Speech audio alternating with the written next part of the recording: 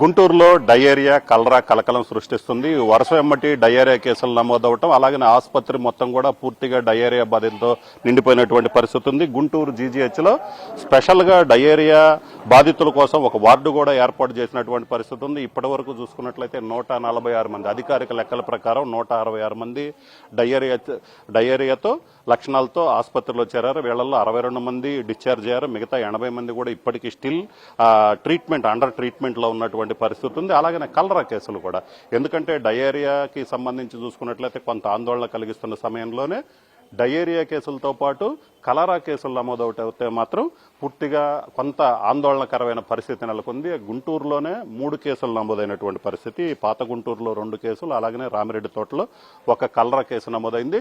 వీళ్లు కూడా డయేరియాతో చికిత్స కోసం జీజీహెచ్లో చేరారు. ఆ సమయంలో వాళ్ళకి అనుమానం వచ్చి వైద్య పరీక్షలు నిర్వహిస్తే వాళ్ళకి కలరాగా తేరినటువంటి పరిస్థితి ఉంది. అలాగనే ప్రధానంగా గుంటూరులో 7 ప్రాంతాలని, ఈ 7 ప్రాంతాలనే హై రిస్క్ ఏరియాల్లో కూడా అధికారులు గుర్తించడం జరిగింది. ఈ 7 ప్రాంతాల్లోనే ఎక్కువగా కలరా కేసులు, ఏదైతే కలరాతో పాటు డయేరియా కేసులు నమోదవుతున్నట్లు అధికారులు గుర్తించడం జరిగింది.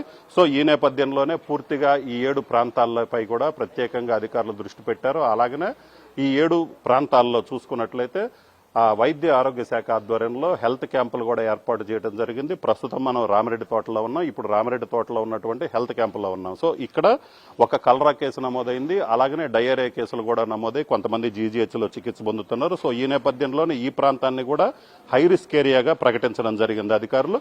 ఈ నేపథ్యంలోనే ఇక్కడ ఒక హెల్త్ క్యాంపును కూడా ఏర్పాటు చేశారు. ప్రస్తుతం మనం విజువల్స్ లో చూడొచ్చు. హెల్త్ క్యాంపుకు సంబంధించి ఎవరైనా ఇక్కడికి డయేరియా లక్షణాలు కావచ్చు, అలాగనే వేరే లక్షణాలతో వచ్చినట్లయితే వాళ్ళకి ఎమర్జెన్సీ ట్రీట్మెంట్ అందించడానికి సంబంధించి అన్ని ఏర్పాట్లు చేస్తున్నారు.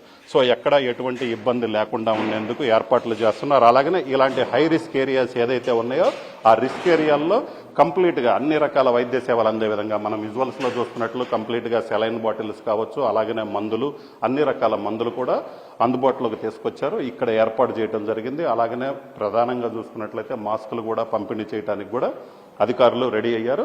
సో ఇప్పటికే ఈ ప్రాంతాల్లో అధికారులు విజిలెన్స్ లో ఉన్నటువంటి పరిస్థితి ఉంది. ఎప్పుడు ఎలాంటి కేసులు వచ్చినా కూడా పూర్తిగా చెప్పాలని కూడా అధికారులు ఇప్పటికే చెప్పడం జరిగింది. సో ఈ నేపథ్యంలోనే హెల్త్ క్యాంపులు ఏర్పాటు చేశారు. అలాగనే డాక్టర్లను కూడా ఇక్కడ సిబ్బందిని ఏర్పాటు చేయడం జరిగింది. ప్రస్తుతం మనతో పాటు డాక్టర్ ఉన్నారు. మేడం చెప్పండి, ఇప్పుడు ఇక్కడ ఎలాంటి వైద్య పరీక్షలు నిర్వహిస్తారు, ఏమేం చేయబోతున్నారు? ఇక్కడ వచ్చేసరికి ఎమర్జెన్సీ బేసిస్ మీద కలెక్టర్ గారి ఆధ్వర్యంలో పెట్టిన మెడికల్ క్యాంప్ అండి. దీనిలో కలరా పాజిటివ్ కేసు రావడం వలన ఇక్కడ క్యాంప్ పెట్టడం జరిగింది.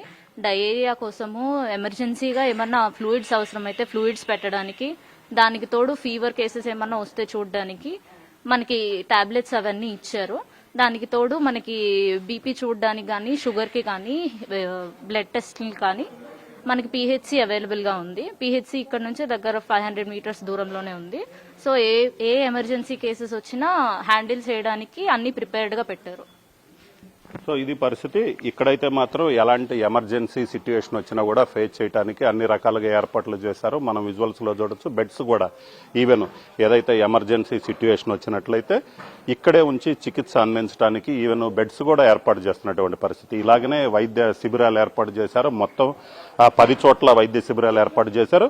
ఈ 10 చోట్ల కూడా అన్ని రకాల వస్తువులు, ఎందుకంటే జీజీహెచ్కి వచ్చే వారి సంఖ్య పెరుగుతుంది. అక్కడ కూడా వర్క్ లోడ్ ఎక్కువ అవుతున్నటువంటి పరిస్థితి ఉంది. సో అందరూ జీజీహెచ్కే కాకుండా లోకల్ గా ఉన్నటువంటి పిహెచ్సీలకు రావడంతో పాటు ఇలాగ వైద్య శిబిరాలు ఏర్పాటు చేశారు. సో ఇలాంటి చోట్ల కూడా ఈ ప్రాంతాలకు కూడా వచ్చినట్లయితే కొంత వర్క్ లోడ్ తగ్గుతుందని అధికారులు భావించారు. అందుకే హై రిస్క్ ఏరియాలు ఏదైతే ఉన్నాయో ఆ హై రిస్క్ ఏరియాలన్నింటిలో కూడా ఇలాంటి వైద్య శిబిరాలు ఏర్పాటు చేశారు. ఈ వైద్య శిబిరాల్లో తాత్కాలికంగా ఒక్కో వైద్య శిబిరంలో 2 నుంచి కూడా 3 బెడ్స్ ఏర్పాటు చేశారు. సో ఈ 3 బెడ్స్ ఏర్పాటు చేసినటువంటి ఈ ప్రాంతంలో చూసుకున్నట్లయితే పిహెచ్సీల దగ్గరలో ఉన్నప్పటికీ కూడా ఇక్కడ వైద్య శిబిరాల్లో కూడా బెడ్లు అందుబాటులో ఉంచడం జరిగింది. ఎవరికైనా ఎమర్జెన్సీ అయితే ముందర ఫ్లూయిడ్స్ ఎక్కించడంతో పాటు మందులు ఇవ్వడం జరుగుతుంది. అలాగనే ఇంకొంచెం ఎమర్జెన్సీ అంటే వాళ్ళ పరిస్థితి ఇంకొంచెం క్రిటికల్ గా ఉన్నట్లయితే పిహెచ్సికి తరలిస్తారు. ఆ తర్వాత మరింత సీరియస్ అయ్యే పరిస్థితి ఉన్నట్లయితే వాళ్ళ అబ్జర్వేషన్ లో వాళ్ళు కోలుకుంటే ఓకే, లేకపోతే మాత్రం జీజీహెచ్కి తరలించడానికి కూడా అన్ని ఏర్పాట్లు చేశారు. అలాగనే ఈ ప్రాంతాల్లో హై రిస్క్ ఏరియాలు ఏదైతే ఉన్నాయో